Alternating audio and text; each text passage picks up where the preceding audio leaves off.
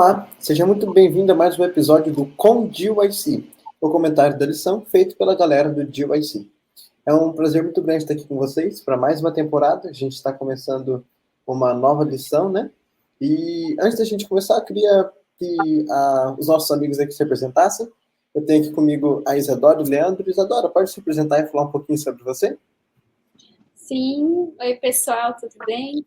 Meu nome é Isadora, eu moro no Rio Grande do Sul e eu tenho trabalhado com os ministérios de apoio à Igreja Adventista, como o GYC, a Light, e também trabalho no meu trabalho convencional, sou babá, cuido de crianças e tenho uma paixão muito grande por trabalhar com crianças na igreja também. Então, eu estou aqui contribuindo com os meus aprendizados e eu tenho certeza que a gente vai crescer muito juntos nessa jornada, estudando a lição da Escola Sabatina. Obrigado, Isa. Você, Leandro, o que você tem a dizer sobre você? Primeiramente, olá a todos, é um grande prazer estar aqui. Eu sou o Leandro e falo de São Luís do Maranhão. Em relação às minhas áreas de atuação, sou estudante de fisioterapia e contribuo na igreja como capelão do Clube de Desbravadores e também participo de uma escola missionária também filiada ao Ministério Light e também espero poder contribuir e também aprender muito com todos aqui. Bom, e eu, se você já acompanha desde o começo, você já me conhece, mas vou me apresentar de novo. Meu nome é Matheus Advíncula e eu sou mato-grossense, mas hoje moro no Mato Grosso do Sul. Eu trabalho em uma escola missionária aqui perto de Campo Grande. Bom, a gente está começando então o estudo da nova lição. A lição O Verbo, Vida e Obra de Jesus no Evangelho de João. Então, a gente vai estar se desdobrando sobre o Evangelho de João. E o começo, essa primeira lição eu já achei fantástica. O título dela é Deus Encarnado. E, como a gente já falou, a gente vai estar estudando o livro de João. E se você for ler o capítulo 1 de João, vou ler aqui com vocês rapidinho o começo dele. Capítulo 1 do livro de João nos diz assim: No princípio era o Verbo, e o Verbo estava com Deus. E o Verbo era Deus. Ele estava no princípio com Deus. Todas as coisas foram feitas por ele, e sem ele, nada do que foi feito se fez. Nele estava a vida, e a vida era a luz dos homens. E a luz resplandece nas trevas, e as trevas não a compreenderam. É interessante esse começo, aliás, não só o começo, mas todo o capítulo 1 de João, todo o livro, na verdade, né? Mas o nosso foco essa semana é o capítulo 1 de João. E eu achei interessante, estudando aqui a lição, que divide o capítulo de João em algumas sessões, sabe? Fala, a primeira sessão tá falando mais sobre isso, e a segunda sessão e a terceira sessão. Achei bem interessante, sabe? Tá valendo bem a pena. E eu queria já começar lançando uma pergunta para vocês que está baseada aqui no verso, deixa eu achar o verso aqui, verso 14. E o Verbo se fez carne e habitou entre nós, e vimos a sua glória, como a glória do unigênito do Pai, cheio de graça e de verdade. Então eu queria lançar aqui para os nossos amigos a pergunta: por que o Verbo fez-se carne? É o que está dizendo aqui o texto, né? E o Verbo fez-se carne e habitou entre nós. Por quê? Porque o Verbo decidiu tornar-se carne. O que vocês têm a comentar sobre isso? Posso dar o comentário inicial a respeito? Isso tudo aqui me impressiona muito justamente porque esse verbo tornar-se carne, ele remonta a uma característica muito peculiar, mas ao mesmo tempo muito enfatizada a respeito de Cristo, que é o desejo dele de habitar com seus filhos. Nós sabemos muito bem que Deus é amor e, sendo ele amor, ele não guarda esse amor para si, mas ele distribui esse amor com todos os seres criados. E a forma de Deus fazer isso é justamente através de um relacionamento profundo. Sabe, quando na Bíblia, lá em Gênesis, usa a comparação de que o homem deixa a casa de seu pai, se une à sua mulher e se tornando uma só carne, isso mostra de um relacionamento profundo, um relacionamento de amor profundo. E da mesma forma, Em algum momento, Cristo deixou a casa de seu pai e se tornou um só com a humanidade, unindo novamente a família humana à família divina também. Tanto que em outras passagens da Bíblia você vai ver que Deus ele sempre quer manter essa proximidade com o seu povo. Há exemplo lá no Antigo Testamento, né, onde ele ordena que seja feito um santuário para que ele pudesse habitar no meio do seu povo, no meio do acampamento. E agora aqui fala que ele fez-se carne e habitou entre nós. Em Apocalipse fala que eis o tabernáculo de Deus com os homens, e Deus habitará com eles. Então esse desejo é algo bem recorrente na Bíblia, e para finalizar essa primeira parte do meu só para finalizar essa parte do meu comentário, esse habitou entre nós é uma palavra que o próprio João ele cria, é um neologismo feito por ele, e essa palavra habitou poderia também ser traduzida como tabernaculou entre nós. Cristo é o santuário, é a presença de Deus entre os homens. Nem preciso dizer mais nada, né? Depois dessa. Mas, como o Leandro falou super bem, explicou, né?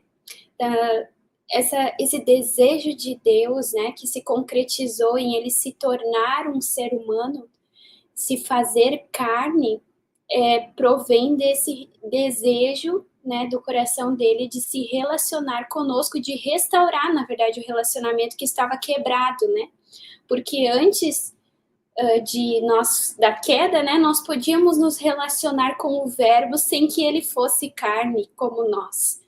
Mas é interessante quando a gente pensa dessa forma que essa carne que Jesus se tornou era aquela carne que estava, como Ellen White diz, né, no livro Desejado de Todas as Nações, que carregava um corpo de anos de pecado, de miséria, né, do ser humano. Então, assim, Jesus aceitou, como diz até na charada da lição, ali no comecinho, né, ele aceitou passar pela humilhação, né, de nascer de um ventre da sua própria criatura, usar fraldas, no caso, né, naquele tempo não eram fraldas como as de hoje, mas ele foi criado por um ser humano, né, a mesma coisa que o autor se tornar a própria obra, né? Então, é algo, assim, muito sublime e que, na verdade, está até...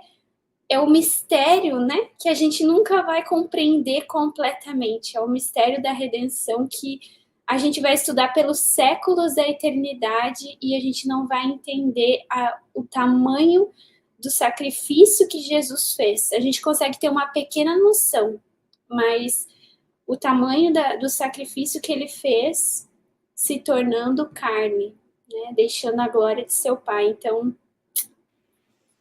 eu creio que seria por isso. Olha, eu achei interessante que a lição apresenta uma frase dita por Lutero. Eu achei muito interessante. Lutero, tentando explicar o ato de Deus conosco, ele disse: os homens usam máscara para se esconder. Deus usa máscara para se revelar. Achei interessante isso, porque se Deus se manifestasse na plenitude da glória dele, na plenitude do poder dele aqui para nós, da glória, né? Porque Cristo tinha todo o poder de Deus, mas se Deus se manifestasse na plenitude de sua glória para nós, nós seríamos consumidos. Então, ele mascara isso, ele prende isso, diríamos assim, dentro de um corpo humano. Não que isso iria impedi-lo de usar esse poder, impediria isso não seria nenhum impedimento para ele, de forma alguma, mas ele prende isso, diríamos assim, dentro de um corpo humano e envia à Terra, para se revelar a nós, para mostrar para nós a plenitude do amor de Deus, e para habitar entre nós, para nos mostrar que é possível a gente viver a vida que Deus planejou para a gente, porque ao encarnar, né, ao se tornar homem, Cristo, o Espírito de profecia nos diz que ele não usava o poder dele como Deus em seu próprio favor.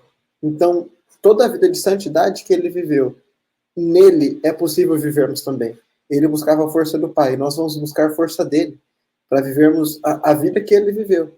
E é por isso que a Bíblia fala que nós, crucificados com Cristo, viveremos com Ele. Isso é interessante. Gostei das respostas de vocês. Muito obrigado. E eu queria lançar já, então, uma segunda pergunta. Agora que a gente já entendeu por que o Verbo fez-se carne, a gente entendeu, então, que ele queria revelar o amor de Deus a nós de uma forma que nós poderíamos... que nós saberíamos lidar com ela, nós poderíamos absorver, compreender, sem sermos destruídos. Então, com isso em mente, de que maneira essa revelação do Verbo, de que maneira o fato de o Verbo ter se feito carne nos afeta? Qual que é o impacto disso na nossa vida?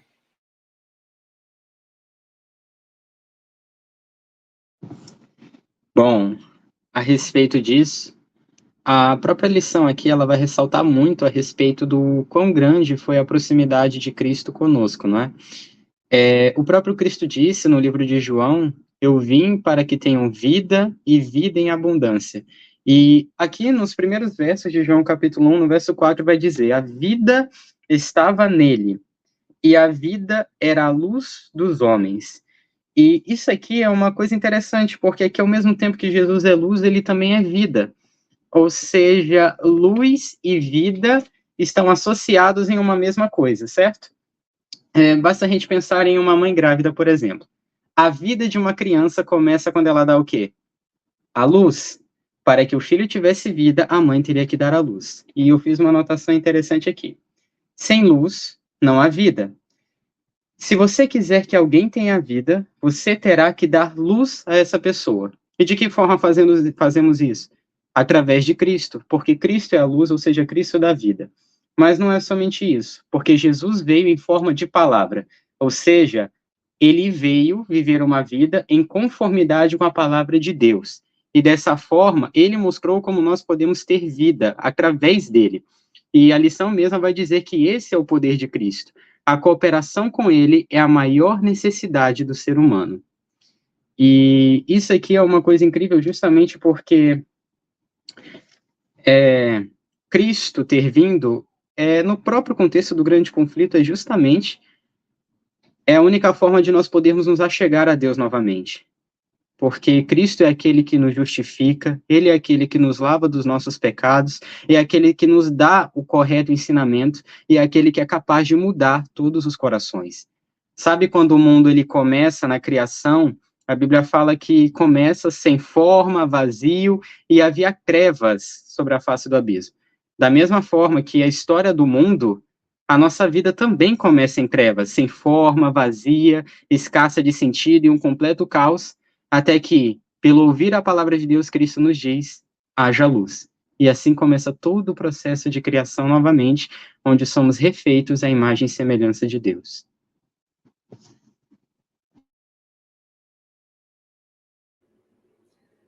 Como o Leandro colocou, né, o fato de Cristo ter se feito carne, ter se feito um como nós, é o ato de restaurar o relacionamento que estava quebrado entre o ser humano e Deus, né, e a divindade. E eu acho interessante quando a gente pensa que como diz o verso, né, Cristo em nós, a esperança da glória, essa é a nossa esperança, né? O fato de Cristo ter se feito carne é a nossa esperança. Porque se ele não tivesse vindo e vivido uma vida que nós também pudéssemos viver, se ele não tivesse vindo e pagado o preço que nós deveríamos ter pago e nos dado o exemplo, nós não poderíamos ter a esperança da glória, nós não poderíamos ter uma vida eterna e o plano de redenção não se concretizaria, né? Então, o verbo ter se feito carne é tudo para nós, né? E algo interessante que eu li, agora eu não vou saber dizer exatamente a referência, mas eu li, e eu posso trazer aqui em outro momento, ou colocar mesmo na descrição do vídeo, um texto em que Ellen White menciona que o relacionamento entre Adão e Eva e Deus, antes da queda, era um relacionamento muito íntimo e muito próximo, né, do ser humano com a divindade. Mas quando Cristo vem no nosso lugar e ele restaura esse relacionamento através da vida dele, o nosso relacionamento com Deus pode ser ainda mais íntimo através da vida de Cristo. Então, é algo tão perfeito, é uma ação, uma vida tão perfeita que essa proximidade, eu esqueci a palavra certa para usar agora, mas essa restauração de relacionamento entre Cristo, entre o homem e Deus é tão perfeita através de Cristo que a nossa vida, assim, afeta a gente em todos os sentidos. Não existe um sentido que não vai nos afetar, né? Então, acho que o verbo ter se feito carne é a nossa esperança, é toda a nossa esperança. É o fundamento da nossa fé, né? Como, se não me engano, o apóstolo Paulo fala que se nós não cremos que Cristo morreu e ressuscitou, vã é a nossa fé.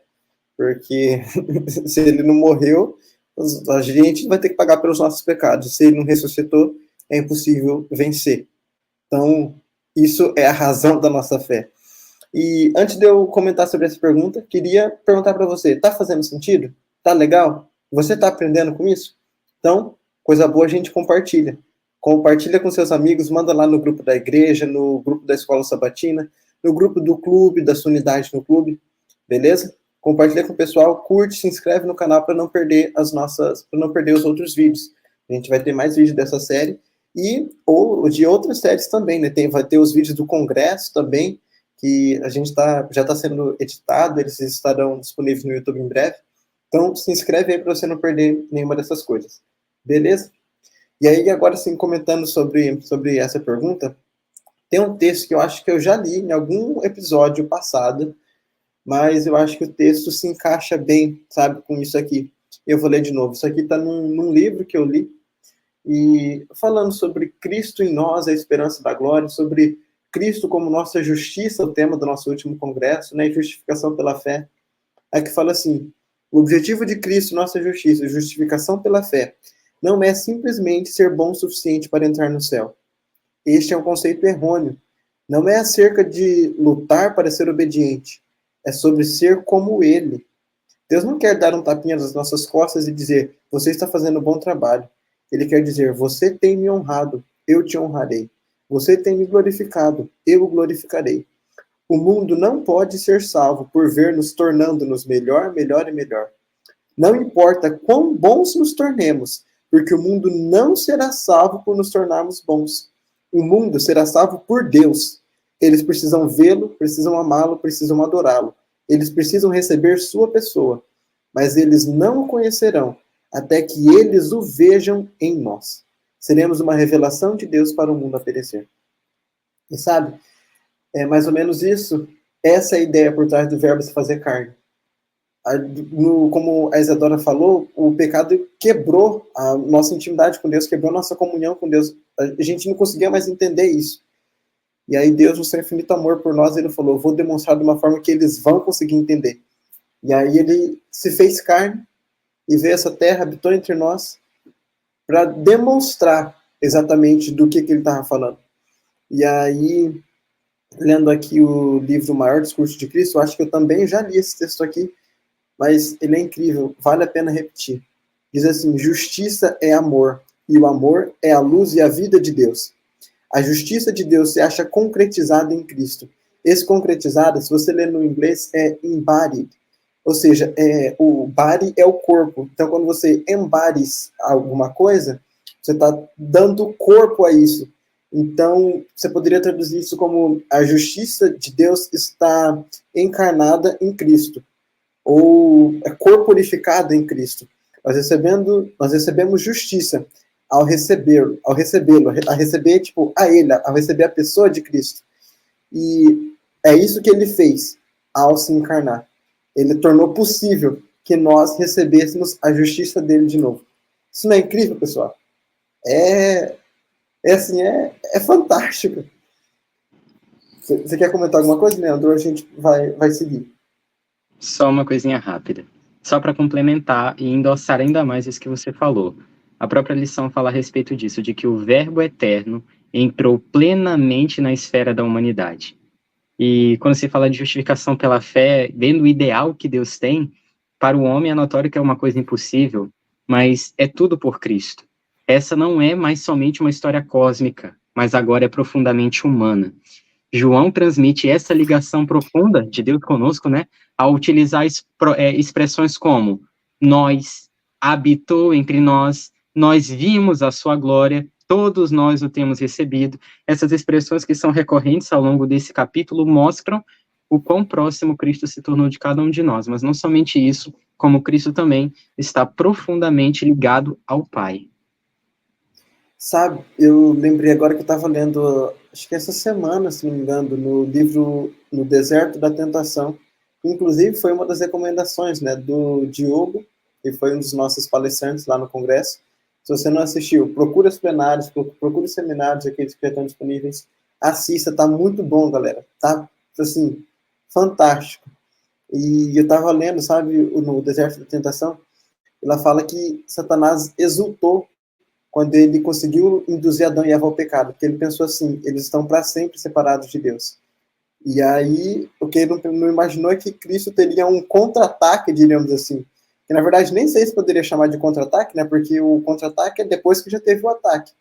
Mas a Bíblia e o Espírito de Profecia são claros em dizer que o Cordeiro foi morto desde a fundação do mundo, não literalmente, não é que Cristo morreu desde a fundação do mundo, mas é que desde a fundação do mundo já havia o plano. Se o homem cair, nós vamos fazer assim, assim, assim para redimir. E vamos tornar o céu acessível a ele de novo.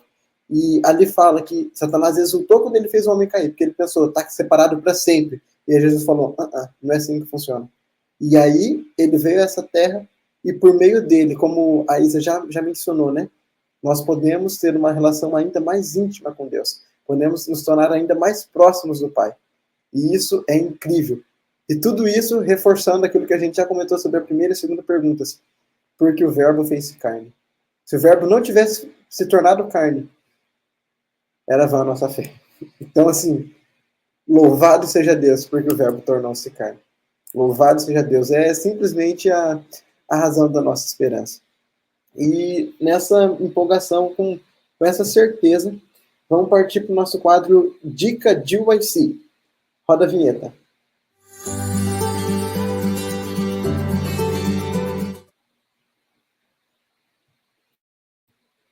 Bom, o nosso Dica de UIC de hoje é uma palestra de um dos nossos congressos passados. É o congresso do ano passado, de 2023, do Dave Fiedler. E a palestra é Cristo Revelando o Pai. Eu já recomendei a série toda aqui, em algum outro episódio, que eu não vou lembrar qual. E eu continuo recomendando a série toda, porque é muito boa. Mas, de forma especial, essa palestra da série, ela se encaixa perfeitamente com o que nós estamos falando aqui. Cristo revelando o Pai. Ele vai em detalhes, sabe, textos da Bíblia, textos do Espírito de Profecia, e ele mostra o quão profunda foi essa revelação, por que Cristo precisava revelar o Pai a nós, como ele fez isso de forma tão eficaz, sabe? Então, assim, quando eu pensei o que a gente indica para esse episódio, eu lembrei na hora dessa palestra, eu falei, é isso aqui. Vale muito a pena assistir. E se você tem alguma outra indicação também, deixa aí nos comentários. A gente quer ver o que vocês têm a falar sobre. Lembra de compartilhar com os amigos, se inscrever no canal, para você não perder nenhuma novidade. E, partindo para o final, infelizmente, vamos para a terceira e última pergunta. A lição aborda aqui alguns nomes difíceis, né? Às vezes a gente nem sabe o que significa. Entre eles, pré- ou pós-lapsarianismo. Aqui fala sobre modalismos, os docetistas, os adocionistas, os semiarianos e várias outras teorias, sabe? Diferentes ideias sobre a Trindade, a relação dos membros da Trindade entre eles, qual a relação de Deus Pai para Jesus e do Espírito Santo, e a relação da Trindade para conosco, sabe? E são teorias diferentes, algumas em certos aspectos mesmo antagônicas, e eu pergunto para vocês, como é que a gente pode lidar com as diferentes ideias sobre a Trindade e a relação dela conosco, ou seja, a relação da Trindade conosco, e a relação dela entre eles, a relação de Deus Pai, com Deus Espírito Santo e Jesus. Como é que a gente faz para saber qual teoria está certa? São tantas teorias e algumas antagônicas, contraditórias. Como é que a gente faz para saber qual que está certa? O que vocês têm a comentar sobre isso? Essa eu acho que eu vou deixar a Isa responder primeiro dessa vez, se ela se sentir confortável para isso. Essa é a pergunta mais difícil de toda a história desse... Não, tô brincando, mas é uma pergunta, na verdade, bem importante, porque a gente sabe que existem, né, como a lição vem trazendo, pensamentos que distorcem daquilo que a gente sabe que a Bíblia apresenta como um todo, como sendo a relação da Trindade, né? E é muito interessante que a gente tenha, né, como a lição mesmo vem trazendo, um espírito de humildade quando a gente vai estudar sobre tópicos controversos, né, quando a gente vai estudar sobre algum ponto, assim, que a gente sabe que existem diferentes interpretações, a gente precisa ter muita humildade e depois estudar. Eu acho que isso é o que mais vai ajudar. A gente tá ali, mas não indo a diferentes fontes, mas indo diretamente à palavra de Deus, né? Pegando a Bíblia do Gênesis ao Apocalipse, onde que a Trindade vai se manifestar. E aí, indo texto em cima de texto, em cima de texto, e a gente poder estar enxergando a atuação tanto do Espírito Santo, quanto de Cristo, quanto do Pai, por exemplo, na criação, a gente já enxerga a atuação das três pessoas da Trindade, né? E depois a gente vê ali ao longo do Velho Testamento, na história dos patriarcas e dos profetas, né? Hoje mesmo, no meu ano bíblico, eu estava lendo sobre a história de Saul e como o Espírito de Deus se manifestou na vida dele, logo no começo, quando ele foi ungido. Então, assim, a gente já vê a atuação do Espírito Santo como uma pessoa, né? Como uma divindade separada, né? Assim, separado, mas parte da Trindade, como uma pessoa. Então, a gente precisa estudar, né? E sempre procurar, assim, pedir a orientação de Deus para nos mostrar, nos dirigir, para que a gente possa ir pela assim, de acordo com o que a palavra dele diz, né? Não pelo que a gente está ouvindo de outras pessoas ou pelo que a gente está lendo em outras fontes, mas pedir que o Senhor nos conduza por um caminho que está de acordo com a palavra dele, né? Então, eu acho que basicamente seria isso, para a gente lidar com essas ideias diferentes e a gente ter muito firmada qual é a ideia, qual que é a interpretação correta que a Igreja Adventista tem carregado desde a sua fundação ali como uma denominação, né, religiosa, porque é uma parte da nossa doutrina, né, das nossas 28 doutrinas, ali a gente tem o Pai, o Filho e o Espírito Santo. Então, a gente precisa saber, né, faz parte da nossa identidade como adventistas do sétimo dia. Então, a gente precisa saber, por que tu acredita que o Espírito Santo é Deus? Porque tal e tal e tal verso tá me mostrando a atuação dele, né? Ou de Cristo, porque Cristo é Deus. Porque isso. Então, a gente tem que tá muito embasado na palavra de Deus. Me demorei um pouquinho. Sem problemas. E complementando a respeito do que foi dito, primeiramente, ter essa postura de humildade. Segundo, entenda que a Bíblia é sua própria intérprete. Se houver algum texto difícil de ser explicado, ela mesma vai trazer a interpretação. Por exemplo, uma coisa que talvez ninguém nunca tenha parado para pensar, mas como é que a gente sabe que era Lúcifer que estava atuando através da serpente do Éden, sendo que lá em Gênesis 3 não menciona nem Lúcifer, nem diabo, nem anjo mau, nem nada do gênero? É literalmente uma serpente falante. Como sabemos disso?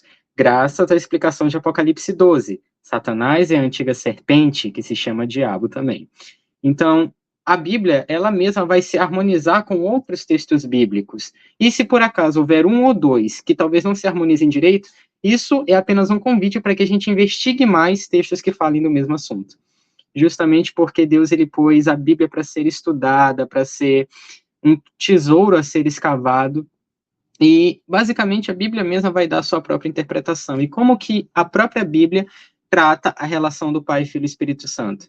A Bíblia deixa claro que os três estavam juntos antes que o mundo existisse. A Bíblia mesmo ensina que os três são três pessoas coeternas, são pessoas que possuem personalidade, são pessoas mesmo, e também a Bíblia destaca a função de cada um. Mas, sobretudo, apesar disso, a Bíblia, um dos pontos que ela mais endossa a respeito disso, é que o Pai, o Filho e o Espírito Santo estão unidos em um mesmo propósito.